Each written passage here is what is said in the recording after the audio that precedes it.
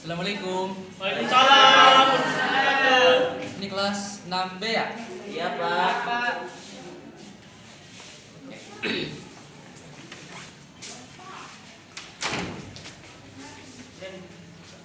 Ya, silakan duduk dulu.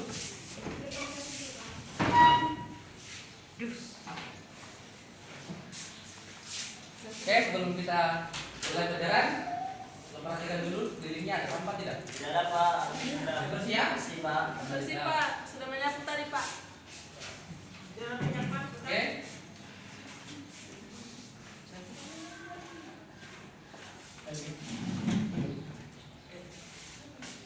Bismillahirrahmanirrahim. Assalamualaikum warahmatullahi wabarakatuh. Waalaikumsalam warahmatullahi wabarakatuh. Apa kabar guys semua? Alhamdulillah, baik, baik. Pak. Alhamdulillah begitu ya. Alhamdulillahirabbil alamin. Wal aqibatu lil muttaqin wa la udwana illa 'alal zalimin. Asyhadu an la ilaha illallah wahdahu la syarika lah wa asyhadu anna Muhammadan abduhu wa rasuluhu la nabiyya ba'da. Alhamdulillah, kita memuji Allah Subhanahu wa taala atas nikmatnya kesempatan kesehatan sehingga kita masih bertemukan di tempat ini dalam keadaan sehat walafiat. Salam dan salawat semoga tercurahkan kepada baginda Rasulullah, kepada para sahabat beliau, para tabi'in dan orang-orang yang senantiasa istiqomah di atas dinul Islam. Sebelum kita melangkah pada materi,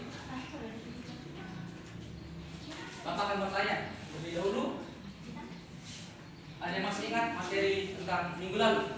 Tentang jujur, Pak. Oke, tentang jujur. Ya. Siapa di sini yang bisa memberikan contoh tentang sifat jujur tersebut? Ada yang bisa? Ya, tolong ke tangan jangan. Siapa namanya? Safia. Iya, silakan Safia. Contohnya apa? Contohnya kita mengembalikan barang milik orang lain. Oh iya, bagus sekali ya. Oke.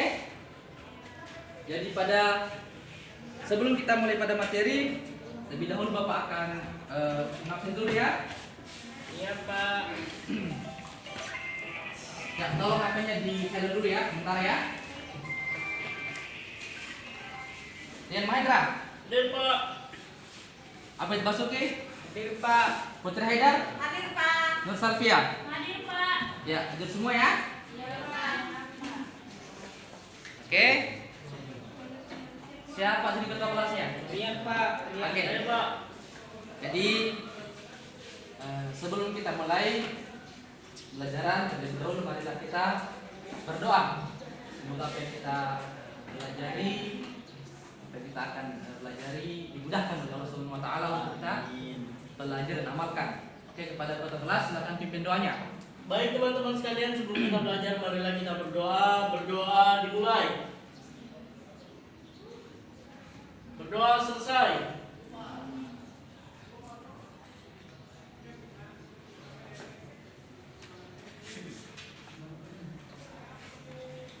Jadi materi kita pada hari ini adalah Al-Quran dan hadis adalah junjungan hidupku. Ya, tentu adik-adik sekalian sudah mengetahui apa itu Al-Quran dan hadis ya. Iya, Pak. Oke, sebelum kita masuki Al-Quran sebagai pedoman hidup kita harus mengetahui terlebih dahulu apa itu pengertian Al-Quran dan hadis. Oh ya, satu orang tolong Iya, Pak. sebelumnya. Tapi, Pak. Ya.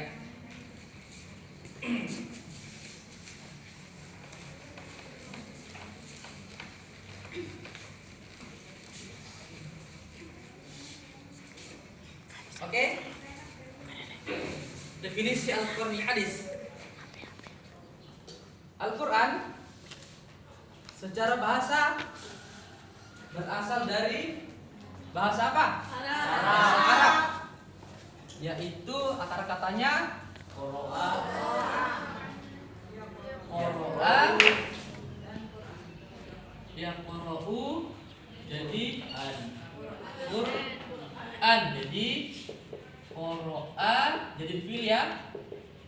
yaqra'u jadi Quran. Oke?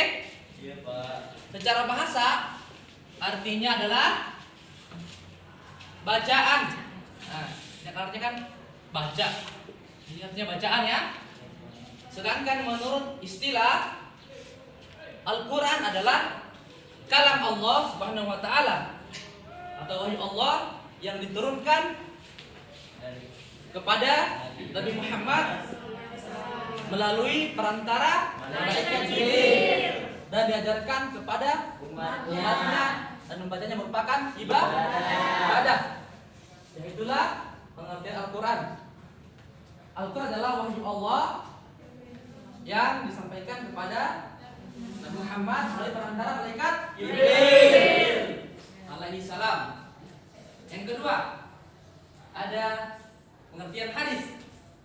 Hadis secara bahasa bermakna khobar atau berita. Sedangkan menurut istilah hadis itu adalah segala ucapan, perbuatan, perkataan dan takrir atau ketetapan Rasulullah SAW. Oke? Itulah tadi pengertian hadis. Jadi bedakan ya. Kalau Al-Quran itu kalam siapa? Allah. Kalam Allah. Itulah perkataan dari Allah langsung. Sedangkan hadis adalah siapa? Kalam siapa? Rasulullah. Salam Rasulullah. Oke, jadi bedakan ya. Al-Quran itu kalam Allah dan hadis adalah kalam Rasulullah SAW. Ya, ada juga namanya hadis qudsi itu. Ini adalah, kalian pernah mendengar hadis qudsi? Pernah, Pak. Ya, hadis qudsi. Nah, hadis qudsi ini hadis yang didapatkan Rasulullah melalui mimpi, di mana hadis qudsi ini adalah lafaznya itu langsung dari Allah. Sedangkan maknanya dari Rasulullah. Itu bedanya ya. Jadi ada gabungan dari kedua ini ya. Ada namanya hadis qudsi, yaitu di mana lafaznya dari Allah langsung, sedangkan maknanya dari Rasulullah. Selanjutnya, sudah paham kan apa itu Al-Quran dan hadis ya? Ya, Pak. Oke, kita langkah pada bagaimana sih kedudukan Al-Quran dan hadis. Satu orang silakan, ada yang bisa membaca? Putri Haidar silakan. Al-Quran sebagai sumber hukum Islam, Al-Quran memiliki kedudukan yang sangat tinggi. Al-Quran merupakan sumber utama dan pertama sehingga semua persoalan harus merujuk dan memperdoman kepada Berpedoman, Haidar. Al-Quran ya. Al-Quran itu adalah sumber utama atau paling utama atau sumber pertama sebagai hukum Islam. Al-Quran memiliki kedudukan yang sangat tinggi. Ya, seperti yang kita ketahui ya, ada beberapa sumber hukum Islam. Ada berapa? Ada yang tahu? Ada yang tahu?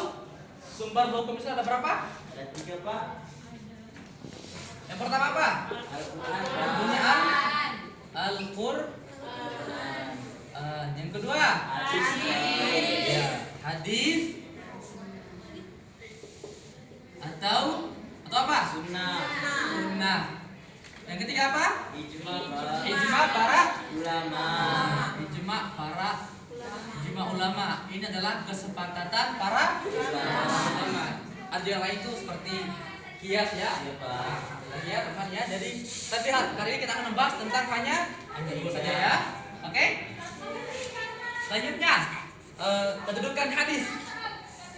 Ada yang bisa bacakan? Satu orang dari pihak laki-laki silakan. Iya, Pak.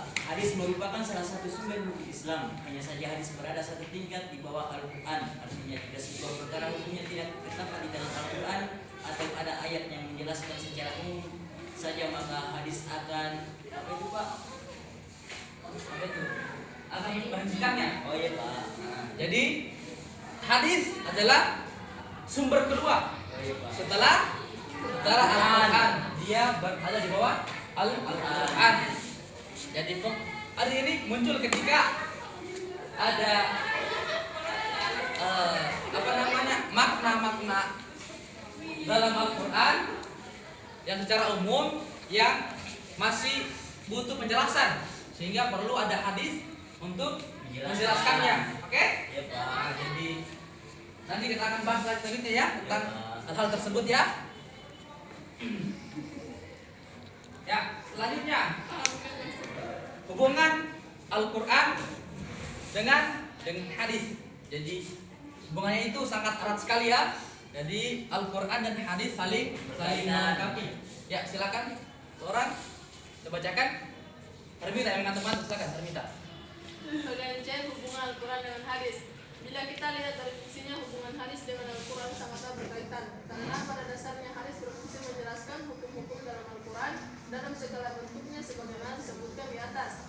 Allah Subhanahu wa taala menetapkan hukum dalam Al-Quran adalah untuk diamalkan. Karena dalam pengalaman itu itulah terjadilah tujuan yang digariskan. Sebagaimana dalam uraian tentang Al-Quran telah dijelaskan bahwa sebagian besar ayat hukum dalam Al-Quran adalah dalam bentuk garis besar yang secara amalia belum dapat dilaksanakan tanpa penjelasan. Oke, cukup ya. Jadi itulah tadi kaitan sangat erat di mana Al-Quran itu masih menggunakan lafaz umum yang perlu dijelaskan secara rinci. Oke. Ada yang sampaikan contoh yang tadi makna ayat Al-Quran yang masih butuh penafsiran atau butuh dijelaskan lagi.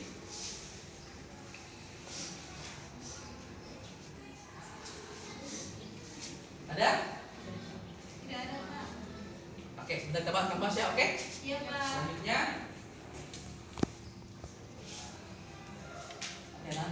Bapak akan berikan contohnya seperti dalam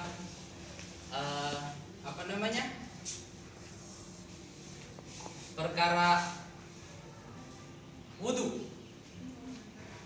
Ya? Perkara wudu.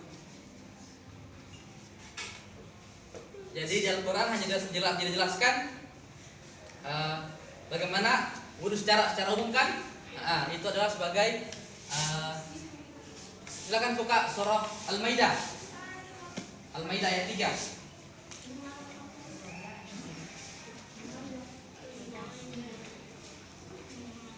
Al-Maidah ayat 3. Ayat 3.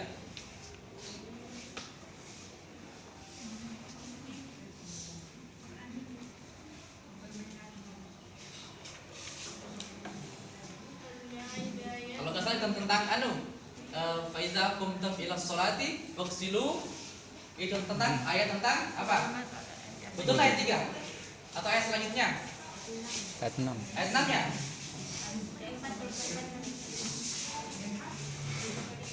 Yang sholat, Bilang kepada salat maka kita disuruh untuk berwudu. iya Pak. Maka Dalam ayat tersebut hanya jelaskan tentang beberapa cara berwudu yang itu secara sahnya kan. Namun dalam hadis dijelaskan secara beruntun, ya kan? Dari cuci tangan sampai di akhir, oke? Ada juga contohnya itu seperti bagaimana tentang hukum potong tangan.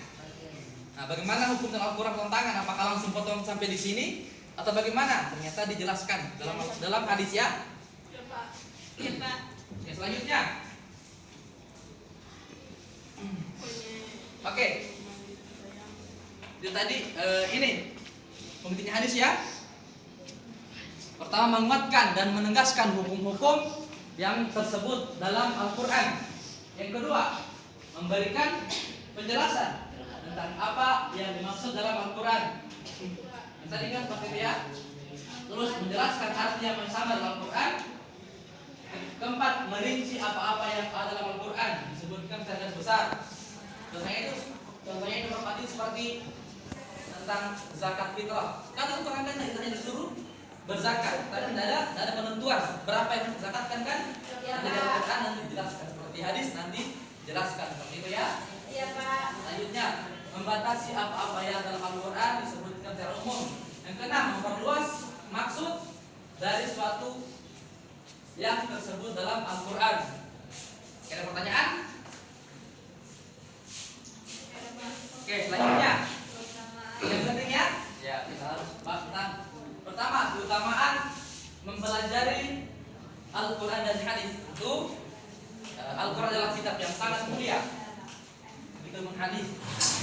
kitab yang kita membaca saja satu huruf saja kita mendapatkan pahala, kecuali Al-Quran. Itulah sangat luar biasa Al-Quran. Al-Quran itu bisa dihafal dari berbagai kalangan, dari yang masih kanak-kanak, umur yang 5 tahun sampai yang paling tua itu bisa. Itulah bukti daripada firman Allah dalam Al-Quran surat saya lupa ayat surahnya tentang inna nahnu nazzalna dzikra wa inna lahu lahafizun. Kata Allah, sesungguhnya kamilah yang menurunkan Al-Quran dan kami pula yang akan menjaganya. Jadi Al-Quran terpelihara semenjak dia turun sampai hari kiamat. Allah telah menjamin itu Al-Quran. Tidak akan pernah berubah satu huruf pun semenjak diturunkan sampai hari kiamat. Jadi sangat luar biasa Al-Quran. Oke, langsung kita masuk pada materi ya. Syekhul Islam Muhyiddin Abu Zakaria Yahya bin Syaraf An-Nawawi dalam kitabnya Riyadhus ini Shalihin. kita sangat yang kalian sudah tahu ya. Pertama yang Adri Afri sudah tahu ya. Nanti kita bahas tentang kitab itu. Membuat bab khusus tentang keutamaan membaca Al-Quran. Di antaranya yang pertama Al-Quran. Ya. Oke, Al-Quran yang pertama ya. Al-Quran akan menjadi syafaat atau menolong di hari kiamat untuk para pembacanya. Jadi Al-Quran akan datang di hari kiamat. Sebagaimana hadis yang diriwayatkan oleh Muslim yang berbunyi, ada hadisnya oleh yang kasih hadiah. Oleh yang kasih hadiah. Hadis yang pertama itu Al-Quran akan menjadi syafaat atau menolong pada hari kiamat untuk para pembacanya. Ada saja kalau yang tahu hadisnya. Siapa? Nggak bisa aku nggak bisa. Siapa? Hah? Siapa? Ya silakan, harus lengkap ya. Rasulullah bersabda, Silakan. "Iqra'ul Qur'an Hah? fa innahu ya'ti yaumal qiyamah." Ya. Terus? Dia usawi. Oke. Masih ada yang kurangnya? Oke, jadi ada 2,5 nanti, oke? Ini sedikit ya. Iqra'ul Qur'ana fa innahu ya'tihi yaumal qiyamati. Apalagi hubungannya yang tahu? Syafi'an li ashab li ashabihi. Pada Al-Quran, sesungguhnya Al-Quran pada hari kiamat akan datang kepadamu, berikan syafaat bagi para pembacanya. Jadi orang yang rajin dengan Al-Quran pada hari kiamat, Al-Quran akan datang dengan sendirinya berikan syafaat, termasuk di alam kubur. Pak, itu dibaca saja Pak. Dibaca saja. Dan ada guru sendiri yang sudah mengamalkan. Oke? Yang kedua, silakan ada bacakan. Yang kedua, harus dibacakan. Orang yang mempelajari dan mengajarkan Al-Quran merupakan sebaik-baik manusia. Oke, jadi orang yang belajar dan mengajarkan Al-Quran adalah sebaik-baik manusia. Ada yang hadisnya lagi selain Abu Dalek dan Adri. Silakan. Yang berdua. Ada yang hadisnya? Kalau ada saya akan tulis lagi. Aduh. Bagaimana yang hafal? Sebenarnya kalian tidak perhatikan. Iya Pak. Hadisnya ini hadis ini tersebut diriwayatkan oleh Bukhari. Khairukum apa sebenarnya? Khairukum apa? Apa? Silakan. Khairukum apa? Khairukum man ta'allama al-Qur'an. Apa lagi? Ingat ya? Khairukum man ta'allama al-Qur'ana wa 'allamahu. Artinya sebaik-baik di antara kalian adalah orang-orang yang belajar Al-Quran dan mengajarkannya pada orang lain. Wow, sebaik-baik manusia adalah orang yang belajar Al-Quran dan mengajarkannya. Dan ketiga, silakan. Untuk orang-orang yang mahir membaca Al-Quran, maka kelak dia akan bersama para malaikatnya. Yang mulia ya.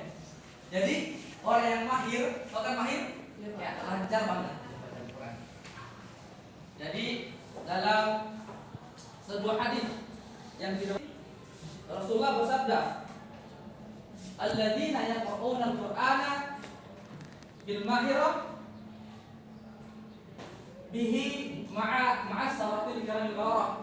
Artinya orang-orang yang mahir membaca Al-Qur'an akan bersama para malaikat yang mulia. Dan siapa yang tidak bersama para malaikat? Siapa? Tentu kita mau ya. Syaratnya harus mahir. Artinya bisa membaca dengan sangat, dengan kaidah, dengan tajwidnya. Oke? Iya, Pak. Selanjutnya, bisa baca enggak? Pak, mau baca-baca, Pak. Oke. Ini yang terakhir ya. Masih terhalang ini yang bacakan ya. Ya, Pak. Untuk mereka yang belum lancar, dengar ya, belum lancar dan dalam baca Al-Quran, jangan khawatir. Kita mendapatkan pahala. Dalam hadis dikatakan bahwa orang yang terbata-bata dalam membaca Al-Quran namun tidak bersungguh-sungguh mendapatkan apa? Lahu ajran, itu dua pahala. Dan tentunya tetap yang salah itu kalau kita tidak tahu membaca Al-Quran dan tidak mau belajar, itu yang salah sekali. Sudah diberi umur sekarang berapa?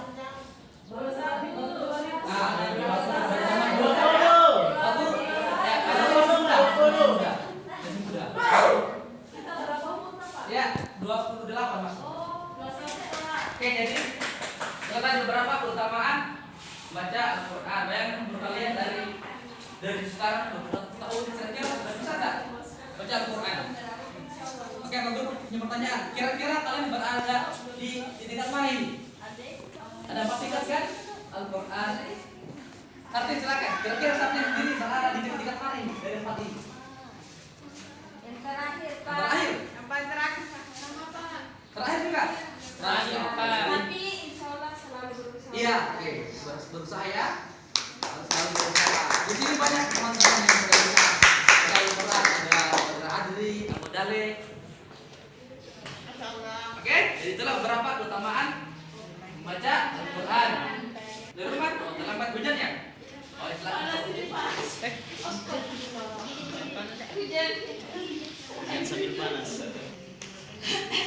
Jadi banyak juga ya. Jadi seperti itu Al-Quran dapat meningkatkan derajat kita di mata Allah. Jadi memang itu bisa kita pikir bahwa ahli Al-Quran sangatlah mulia. Oke? Ada pertanyaan? Ada pertanyaan sebelum lanjut? Oke, selanjutnya.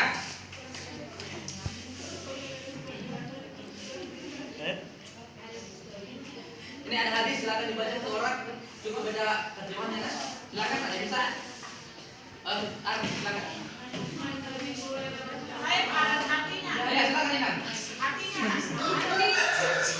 Ya, silakan. Dari Abu Hurairah radhiyallahu anhu yang berkata Rasulullah sallallahu alaihi wasallam bersabda, "Tidaklah suatu kaum berkumpul dalam satu rumah dari rumah-rumah Allah untuk membaca Al-Quran dan mempelajarinya, kecuali akan diturunkan kepada mereka ketenangan dan mereka dilingkupi rahmat Allah, malaikat untuk mengelilingi mereka dan Allah akan menyebut mereka di hadapan makhluknya yang berada di dekatnya kepada mereka." Jadi begitu mulia Al-Quran, orang yang senantiasa yang sudah datang berkumpul dan di Al-Quran itu akan Allah sebut-sebut nama mereka di hadapan para malaikat.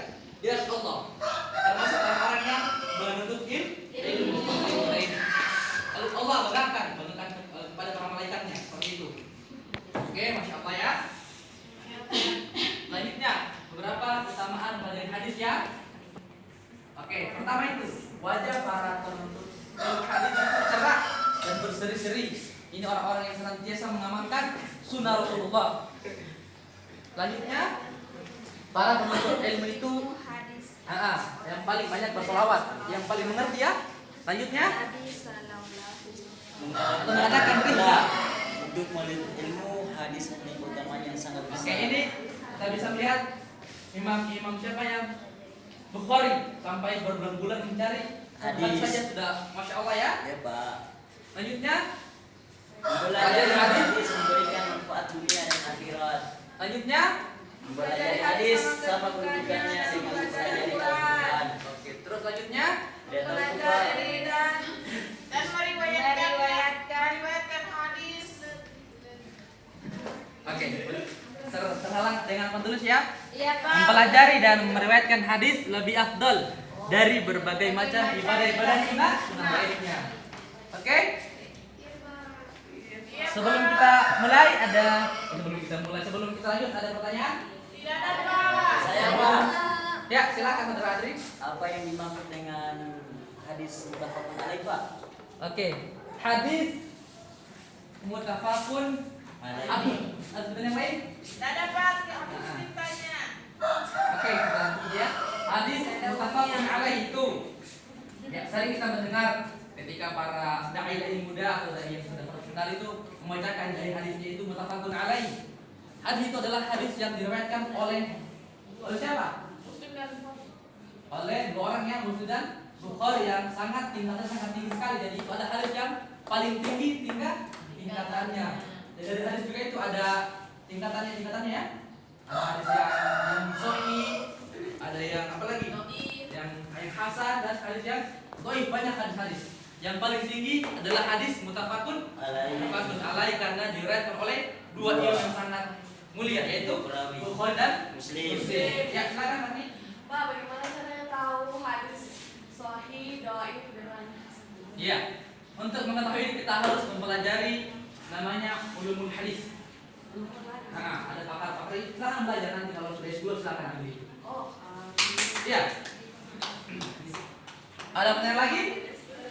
Kalau tidak, kita Bapak akan buat apa namanya? Kelompok ya? Ya Pak. Mitra tolong ke sini.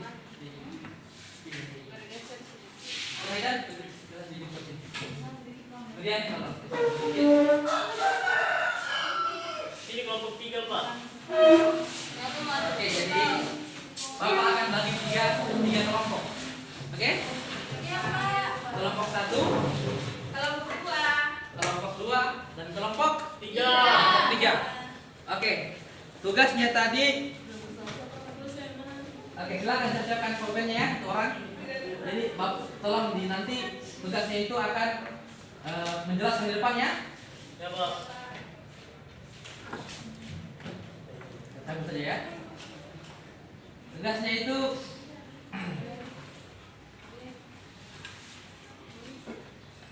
untuk kelompok 1 silakan.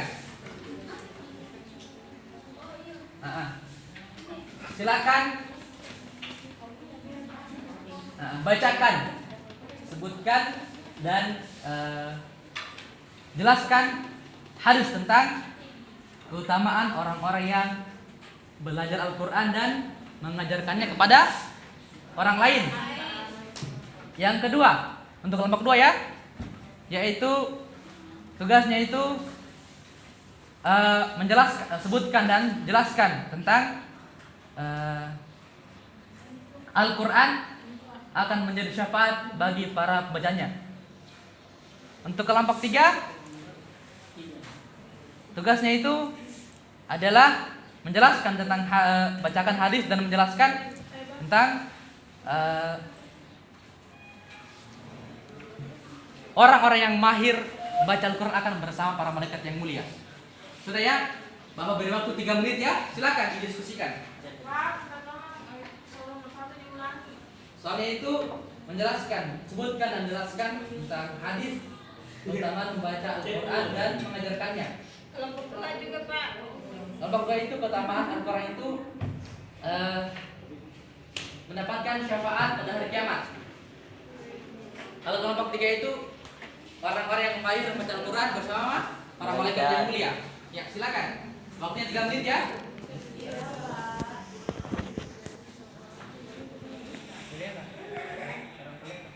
Yang terbaik akan mendapatkan nilai plus dari Bapak.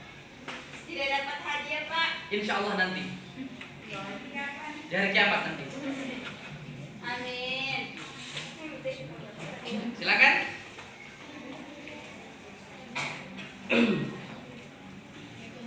Salam. Ya, silakan. Duduk ya.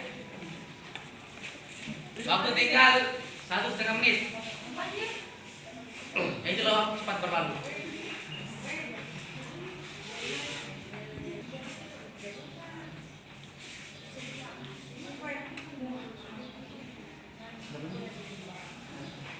Oke? Ya. Ya. Waktu habis. Selanjutnya siapa yang sudah selesai? Kelompok 3, Pak. Kelompok 2, Pak.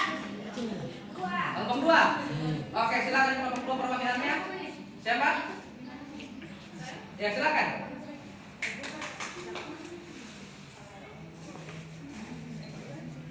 Soalnya itu sebutkan dan jelaskan mengapa Al-Quran menjadi syafaat bagi pembacanya. Ya. Jadi sudah jelas hadisnya dari Abu Amr radhiyallahu anhu, aku mendengar Rasulullah SAW bersabda, baca Al-Quran karena sesungguhnya akan menjadi syafaat bagi para pembacanya di hari kiamat. Hadis riwayat Muslim. Di mana ketika kita membaca Al-Quran dan mendapat pahala, maka Al-Quran itu yang akan menolong kita di akhirat nanti. Yaitu misalnya dari kobaran api neraka, maka apabila kita rajin membaca Al-Quran, kita bisa mendapatkan syafaatnya dan membantu kita saat dihisab. Gitu, Pak. Terima kasih atas saran Kelompok 3, Pak. Kelompok 3. kelompok 3. Siapa? Rian ya, silakan Rian. Pak, perwakilan dari kelompok 3 saya akan membacakan tentang ini pertanyaan orang-orang yang mahir membaca Al-Quran akan bersama para malaikat. Di situ Rasulullah SAW bersabda, orang yang lancar membaca Al-Quran akan bersama malaikat utusan yang mulia lagi berbakti, sedangkan orang yang membaca Al-Quran dengan tersendat-sendat lagi berat, maka ia akan mendapatkan 2 pahala. Hadis riwayat Muslim. Jadi orang yang tersendat-sendat dalam membaca Al-Quran mendapatkan 2 pahala adalah hasil dari membaca Al-Quran dan karena telah bersusah payah untuknya. Jadi adapun orang yang lancar maupun tidak lancar sama-sama mendapatkan pahala. Yang penting dia masih dalam membaca Al-Quran. Terima kasih ya. Selanjutnya kelompok 1.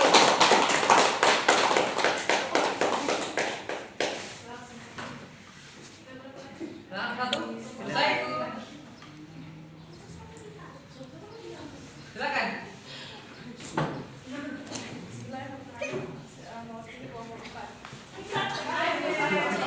Ya, grogi ya, nampak guru ya.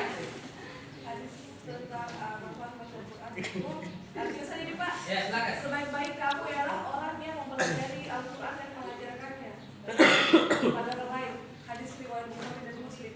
Adapun manfaatnya yang pertama diberi pahala yang berlimpah, diberikan syafaat yang ringan dan dapat menerapkan hati. Ya. Ya, terima kasih semua ya. Jadi sudah semua ya, sudah bagus sekali ya. Jadi untuk yang terbaik semua masih kurang sedikit ya, karena di antara kelompok ini tidak ada yang hadisnya secara lengkap ya. Oke, jadi sudah bagus semua ya. Yang terbaik itu kelompoknya Harmita. Oke.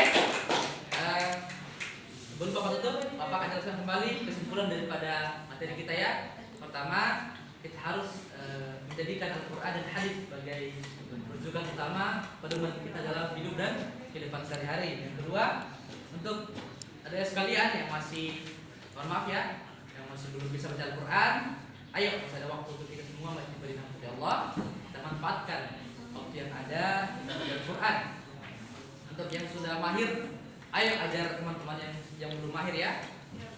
Jadi demikianlah pertemuan kita pada hari ini, semoga bermanfaat. Akhir kata, wassalamualaikum warahmatullahi wabarakatuh. Waalaikumsalam.